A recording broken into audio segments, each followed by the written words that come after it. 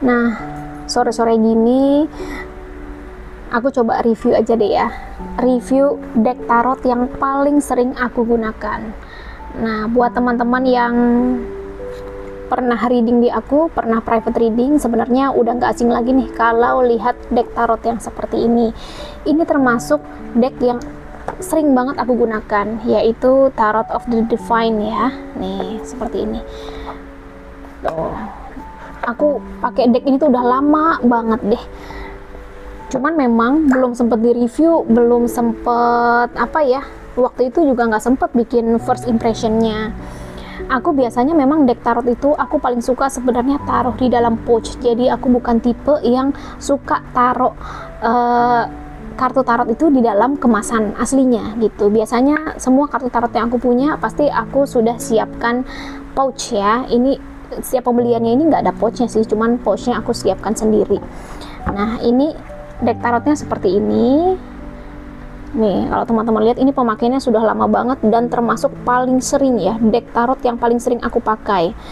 Yang aku suka di sini tuh dia tuh bertekstur ya. Kalau ketebalan kartunya sebenarnya sih cukup tebal. Kalau dibilang tipis-tipis amat juga enggak ya. Nih, bisa dibilang cukup tebal, kemudian dia itu bertekstur. Nah, sehingga kalau kena layar kena layar kamera dan kemudian kena pantulan cahaya, dia itu nggak terlalu glossy nih, seperti ini. Dan dia ini bertekstur ya, tuh. Jadi nggak mudah slip ketika di shuffle. Nih.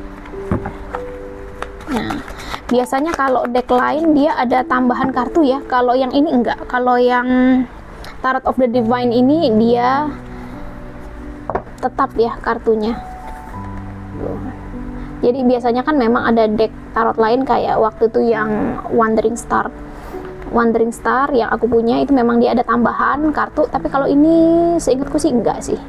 Dia tuh dapat guidebooknya seperti ini. Yang aku suka guidebooknya tuh berwarna nih. Tuh ya, berwarna. Ini temanya tuh lebih ke arah mitologi ya. Jadi inspired by deities, folklore and fairy tales from around the world. Jadi memang terinspirasi dari banyak dewa-dewa atau dewa-dewi pada masa lalu, kemudian folklore, fairy tales. Jadi cerita-cerita yang berasal dari seluruh dunia, gambarannya sih seperti itu ya. Nah, jadi di sini tuh ada penjelasannya juga. Misalnya kartu yang contoh nih, The Sun nih. Kalau dilihat di sini ya. Nah, The Sun itu dia inspirasinya dari mana? Oh, dari Egypt ya. Kemudian dari Egyptian deity. Jadi dewa-dewi di Egypt sana. Terus penjelasannya seperti apa? Kalau upright seperti apa? And reverse-nya juga seperti apa? Menurutku ini cukup bagus ya. Apakah ini cocok buat pemula? Deck tarot yang cocok buat pemula? Kalau menurutku bisa dibilang better kalau pemula belajarnya pakai yang RWS aja ya. Tapi kalau mau coba yang ini juga nggak ada salahnya. Tapi jangan lupa baca guidebooknya dulu. Sebenarnya pemula tuh emang paling enak dan paling cocok sih sebenarnya kalau dari pengalaman aku ya, belajarnya dari tarot yang RWS dulu. Dan aku bukan tipe yang shuffle kartu itu yang sampai ditekuk sekali, enggak ya. Jadi bisa dibilang penggunaanku dengan kartu ini tuh amat sangat wajar. Aku paling suka shuffle-nya modelannya seperti ini saja, supaya kartu tarot ini tetap berada pada bentuk seperti awal ketika aku terima gitu. Aku lebih suka dianya itu bentuknya tetap straight ya, tetap lurus. Jadi nggak bengkok-bengkok, nggak ketekuk-tekuk itu. Kan ada tuh yang modelnya nge-shuffle-nya dari sini nih ya, dari sisi sini gitu, jadi sampai diteken sekali. Nah, kalau aku bukan tipe yang seperti itu.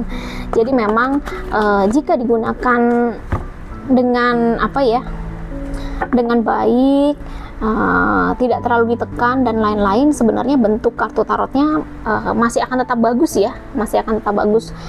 Cuman ada sedikit saja mungkin ya di bagian pinggir-pinggir kartu ini, nggak terlalu signifikan sih ya sebenarnya ya. Kalau teman-teman lihat, nah di pinggir-pinggir kartu ini nih tuh kelihatannya ada sedikit transfer warna aja sih sebenarnya tuh, karena saking seringnya dipakai. Nah, yang bikin aku amazed ya dengan deck tarot ini tuh, semakin lama dipakai dia itu semakin lembut di tangan. Entah apa bahasanya ya, semakin lama semakin lembut di tangan.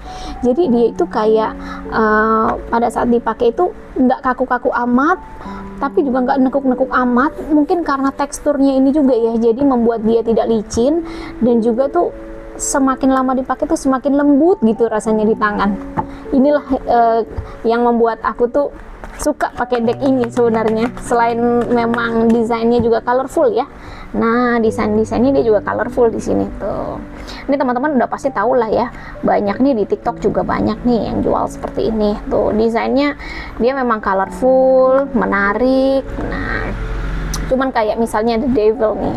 Nah, hal-hal seperti ini kan dia kan gambarannya ular saja ya. Sedangkan kalau yang RWS itu kan dia ada devilnya beneran, kemudian ada perempuan dan laki-lakinya. Nah, kalau ini kan hanya ular belaka lah. Jadi nggak ada salahnya juga teman-teman tetap lihat ke dalam guidebooknya gitu. Supaya apa? Supaya tahu kurang lebih makna dari penggambaran kartunya seperti apa gitu. Nih ya. Nah, ini mengenai death ya. Death ini juga gambarannya nih unik ya. Kenapa namanya kematian ya? Datangnya biasanya secara sembunyi-sembunyi, secara tidak diundang. Nah, ini kalau death-nya ini seperti ini. Ada juga deck tarot yang tulis death terus and rebirth ya. Kalau ini sih tulisannya death aja. Tuh. Ada juga yang gambarannya kan skull ya, atau tengkorak, tapi ini enggak. Datang secara diam-diam. Nah, ini penggambarannya juga kalau teman-teman pemula ada baiknya memang baca buku panduannya, atau memang mengikuti panduan dari kartu RWS klasik tuh. Nah, seperti ini ya.